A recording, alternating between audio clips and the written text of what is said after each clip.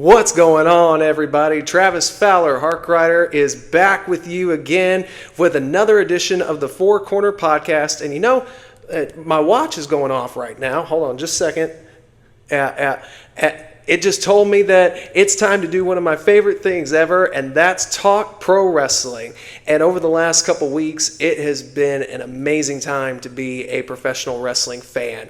We had the last two stops of Raw and SmackDown on the road to WrestleMania just last week, and then this past week we had the fallout. Of course, WrestleMania itself last week, which was an unbelievable two-night WrestleMania. In my opinion, I think I would have to say, like the same sentiment I've heard from a lot of people over this last week, that is probably the greatest WrestleMania ever. I think we finally found the WrestleMania that tops X7 or 17 for the layman's. It was just an all-around good show from night 1 and 2 combined. I don't remember another time where I was so emotionally invested in not just one story, but an entire event. Because the event was stacked from top to bottom, from just mid-level matches, if you will, that maybe their stories weren't as strong, but there was still some sustenance there, all the way to the main event stories for nights 1 and 2. It just overall, I'm still feeling a high from it. And I think a lot of people, especially if you work in the business, you are still running that same high just because it is unbelievable how much one event has pulled a wrestling world together where everybody just feels reinvigorated and they can't wait for the next week either as a spectator or even as a worker. It's a fabulous time to be in and loving pro wrestling. But along with the good, you're always going to have bad. And we know that there's been, maybe not necessarily bad in some people's eyes, but there's definitely been some controversy that has gone on over this last week, which we'll get into all that. But let's kind of stay on top of WrestleMania for just a little while longer, because I do want to praise again nights 1 and 2, because night 1 started off hot, and it really kept that ball rolling all the way into night 2, where we saw Rhea Ripley and Becky Lynch start off the show with an amazing women's championship match, and Rhea coming out on top on that. The following match was that crazy six-pack ladder match for the undisputed tag titles, which a lot of people figured this was going to be their way to separate the tag belts, and they did. A-Town Down Under, who I did not anticipate to win anything at all, whether it be the Raw or SmackDown titles, pick up the SmackDown tag titles, and then Awesome Truth, Miz and R-Truth getting their moment as Raw Tag Team Champions was absolutely awesome to see. I wanted them to win that match in some capacity, and I'm very glad that they did. We had the tag team match that had Rey Mysterio teaming up with Andrade, because unfortunately Dragon Lee was unable to compete. I was a little disappointed in that, but not very much, because Andrade looked fantastic, and they took on Santos Escobar and Dominic Mysterio. It was kind of a rush together match, but as I was telling somebody the week prior, there really was a built-in story still with Dominic and Rey, because still over the last year, even back at the last WrestleMania, they had always been planting that seed of reminder that, hey, this is a father-son duo that were once close that are now estranged, and they always kept going back to that. Dominic always referring to his deadbeat dad and everything like that. So there was some story, but it just wasn't as big as what the other stories were, nor was it as big as last year when we had the one-on-one match with Dominic and Rey. As you might be able to hear another sound in the background, I'm actually recording this week's podcast from a show that I am currently at. And you might hear some little tidbits here, but it also might consolidate this show just a little bit, just because I still got something I got to go do. But for now, let's get back on track to WrestleMania. After that, we saw the 6-woman tag match that showed Damage Control taking on a very impressive team of Bianca Belair, Naomi, and the debuting for a match, not just the Royal Rumble appearance, but a match, Jade Cargill, who has looked fantastic in her appearances on WWE TV. This one was no different. And we saw last night on SmackDown them planting the seeds of a tag team with Cargill and Belair. I'm here for that. I think that'd be a great way to hopefully reinvigorate the women's tag belts, because we know that those are on the Kabuki Warriors currently. Maybe this is going to bring a little bit of life to that division if you get that power team in there. We know there's a couple other teams that they could throw in there as well to really make a decisive division. We'll see. But aside from that, that was actually a great 6-woman tag match where we saw the Power Trio pick up the victory there. The Jimmy and Jey Uso match was probably the least favorite match of all the matches on the WrestleMania card. I really didn't have an issue with it. I know some people did. It was what it was. I thought it was entertaining. Maybe not to everybody else, but at least for what it was supposed to be, I felt like it served the purpose that it needed to serve.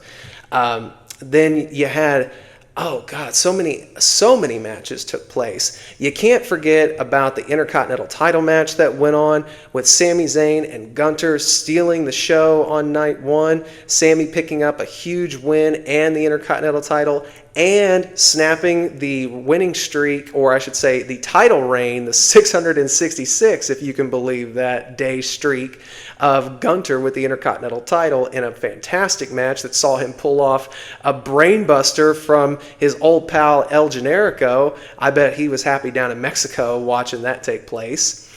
I feel like I'm forgetting one match that was on that card for night one, and if I am, I'm sure somebody's going to correct me with it. But the tag team main event, it was Cody Rhodes and Seth Rollins taking on the bloodline representation of The Rock and Roman Reigns. A 44-minute match, too, and that was not including entrances, and they did great with that. It just set up everything that we were going to see the next night, and the next night didn't disappoint either, at least in my opinion it didn't. We saw the following night, we opened up with a great match again. Drew McIntyre and Seth Rollins had a banger of a match for what it was supposed to be, where McIntyre got his moment with the world title. Then he did a little too much talking, and that cost him with Damian Priest coming out and cashing in the Money in the Bank contract that he held on to for an unbelievable 10 months, if you can believe that. And then you went from that and you go into the Philadelphia Street Fight. Again, another kind of is what it is matchup. I've been a big fan of the Final Testament since they debuted. It seemingly just hasn't clicked for whatever reason, but I'm hoping with their appearance down in NXT, maybe some time down there will help that be reinvigorated and help them have a bigger impact on the main roster. On that same card, you had AJ Styles and LA Knight in what I would actually call a sleeper match. Didn't expect it to be any good, at least in some people's minds. Me, I actually just wasn't excited because it felt like a story that just didn't have a lot of zest to it. But I feel like both Knight and Styles did a great job of getting you invested into that match in their build-up, because they did great. The match was very solid. It was straight up what it was supposed to be. And I think everybody served their purpose in that match. It ended up being a very fun watch, at least in my opinion it did. Then you had the United States title triple threat match that had Logan Paul showing out yet again, and I originally picked him to win, but then the night before when we saw the Kevin Owens and Sami Zayn interaction, they pulled that emotional card of Kevin giving him the bump right before he goes out. And I was like, oh, maybe they're going to do the same here, which they did a similar spot with Zayn telling Owens good luck, and it just didn't have the same outcome. But they tricked me, and I switched my prediction to Kevin Owens. That didn't work out well. Logan Paul, still just as impressive as ever. It's ungodly amazing how good at wrestling he is. That swanton into the frog splash combo that he did, impressive as could be. He's just amazing, really is. There's not a whole lot else you can say that he hasn't already heard, more than likely. He's just an incredible athlete. And then you go into the co-main event of Bayley and Io Sky for the Women's Championship, the WWE Women's title. Also a great, impressive match between those two. Had a lot of story build. You had 2 years worth of Damage Control content to build off of, and they did. It looked great, was a great overall match, and Bayley picking up the feel-good win was amazing. But feel-good wins of the century has to go to the main event, which I haven't seen the movie. I know, shocker to some people. They call the main event the WWE version of Avengers Endgame. And I'm just going to take your word for it, because the bloodline with Roman Reigns at the head of the table has finally fallen. And it did so by finishing the story with Cody Rhodes in what I thought was a great, solid match. And yeah, it had flash and flair to it, but it was fun. It was an awesome match, very entertaining, and overall, I thought it served more than what it was bargaining for. And Cody Rhodes finally finishing his story was a great payoff for a story that a lot of people, myself included, have been emotionally invested in for the last 2 years. And he more than deserves it. He is now officially the face of WWE in this new era, whether you want to call it the Paul Levesque era, the Triple H era, or the Renaissance era. I personally love the Renaissance era. But either way, we know we're in a new time, and they continued on that reign into this week with Raw and SmackDown, where we saw at the end of Raw, Drew McIntyre again cost by CM Punk a match, and I cannot wait for Punk to be healed, because those two are going to have an awesome matchup, because this rivalry they've been building has been great all on its own, and Punk's been hurt the whole time essentially. So man, it's just been gangbuster business for them. Then you look at SmackDown last night, and now we know how we're going to get served with matches next week, specifically a number one contenders match between AJ Styles and LA Knight. I love that they went the rematch route, and they have stakes for this rematch where the winner is going to face Cody Rhodes in his first WWE title defense at Backlash in France. I hope and pray, for the sake of LA Knight not having another big-time loss in a title match, AJ getting the win, because I also selfishly want to see AJ Styles versus Cody Rhodes for the WWE title. I think that will be phenomenal, no pun intended, of a match. And the bloodline isn't as done as we thought it was, because as we saw last night, there may be potentially a power struggle, or maybe there's orders coming down that we weren't aware of. Either way, we saw Solo Sikoa really step up, and he beat down his brother Jimmy, but not without assistance from the newest member of the bloodline, WWE debut for, I just love saying this, Tama Tonga finally showed up after he had rumoredly signed a deal, and he is the newest member of the bloodline, and I think it's absolutely awesome. And with the rumors swirling around that Jacob Fatu has also been signed to WWE, I think it's only going to be a matter of time, if that rumor is true, that we see Fatu debut with the bloodline as well. Because a lot of people can already sense what might be coming down the pike. Bloodline civil war of Solo's new bloodline of Tama Tonga, Jacob Fatu, and himself taking on the OG bloodline of the Roman Reigns and Uso connections of the bloodline.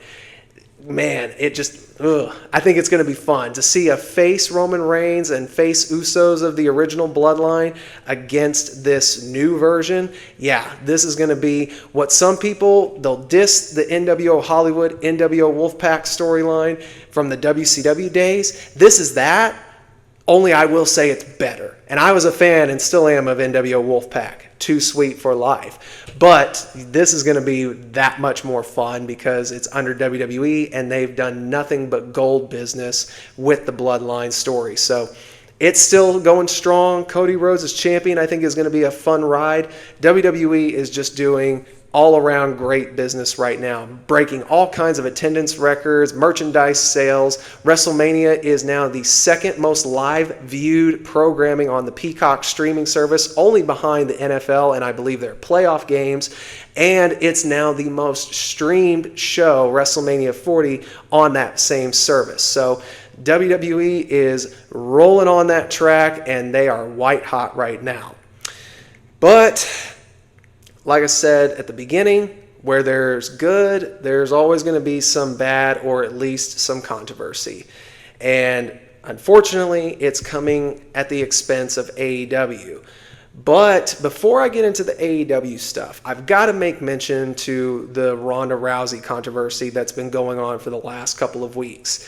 Speaking as a fan, I should say once, of Ronda Rousey, I feel like she is really showing her true colors of bitterness lately because she has done nothing but crap on the entire organization. And I understand when she first went there, she was under the Vince McMahon regime. But even then, she made a comment this week about how she wished she would have had more rehearsal time like they give Logan Paul.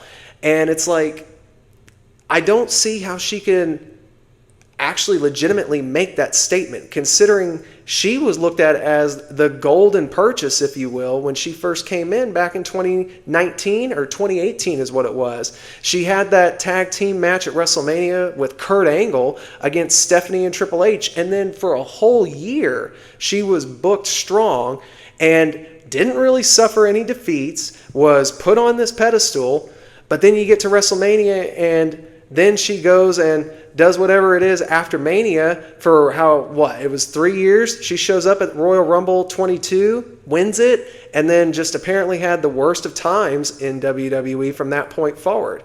Because that's all she's talked about, is feeling like she's been Vince McMahon's play action toy at one point.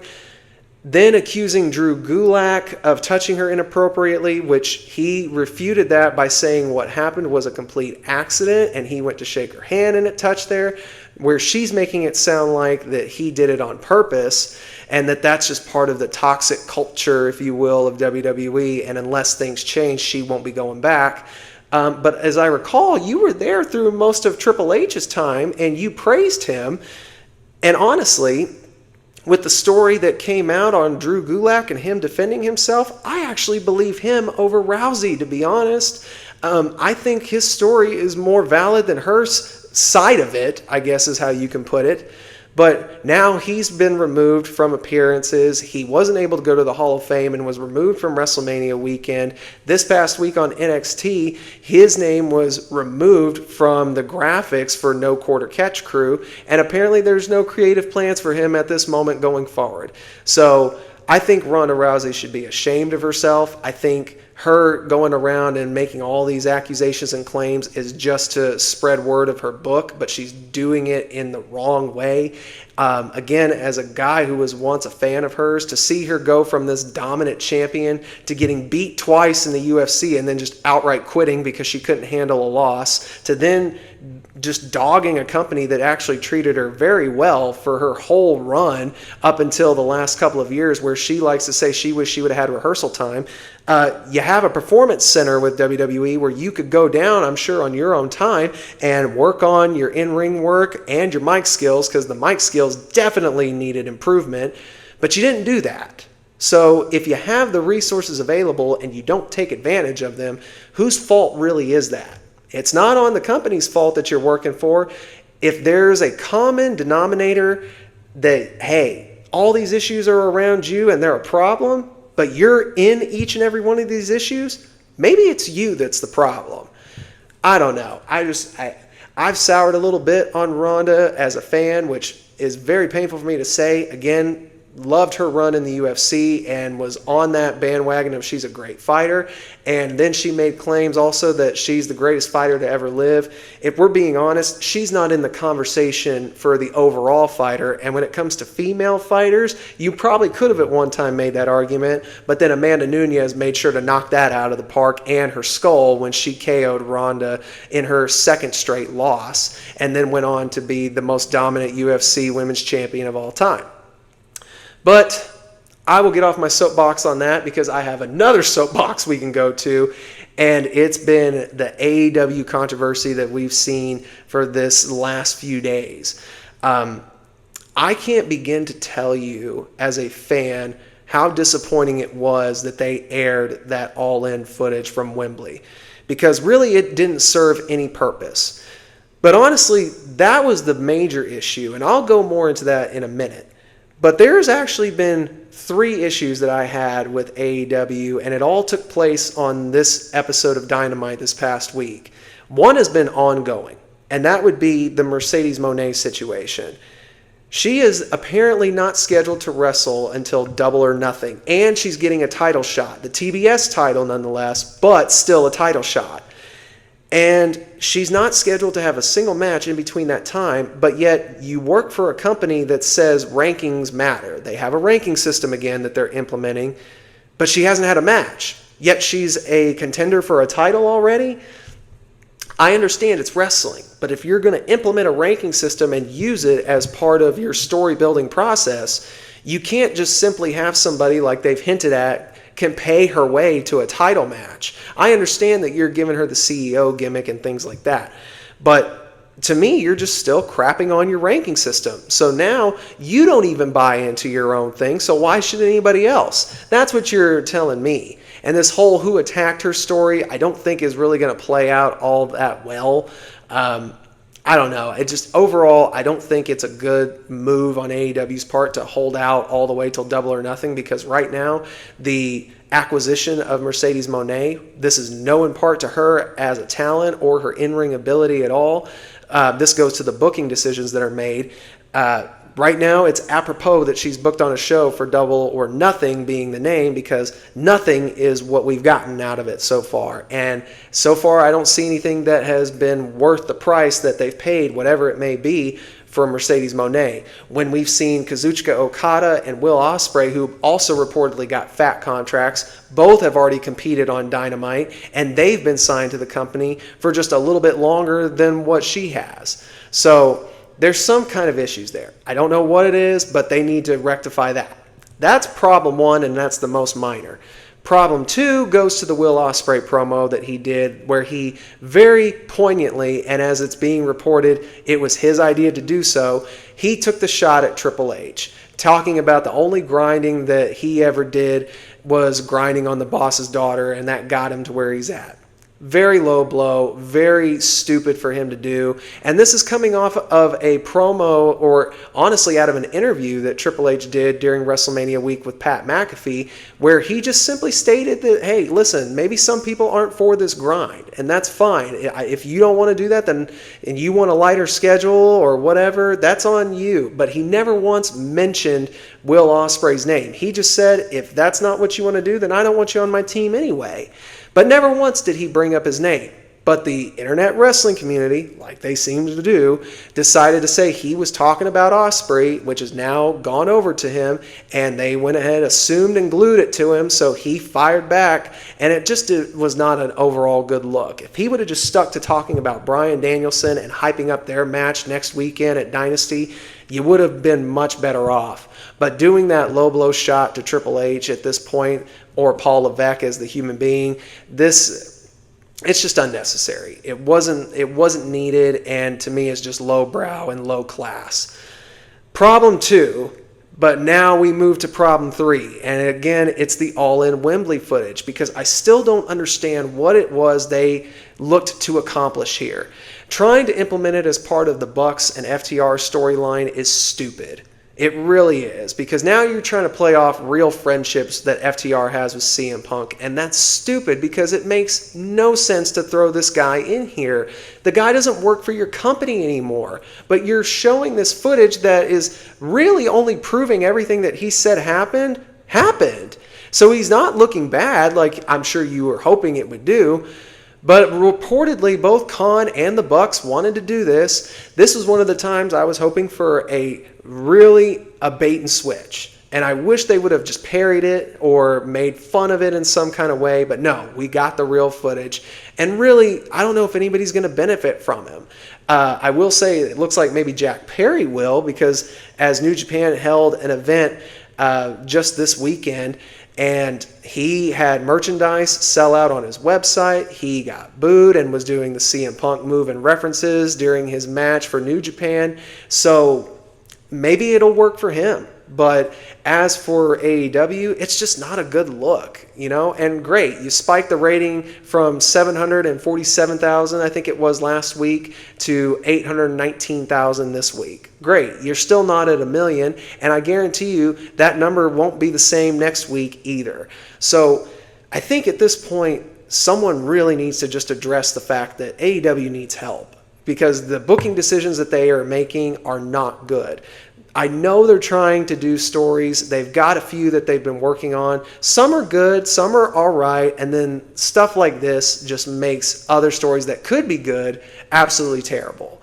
And someone really needs to just grab the reins and take over this, because Tony Khan's not it. I'm sorry. I really tried to look for the best in certain situations, just as an overall viewpoint in my personal life as well as professional and wrestling life.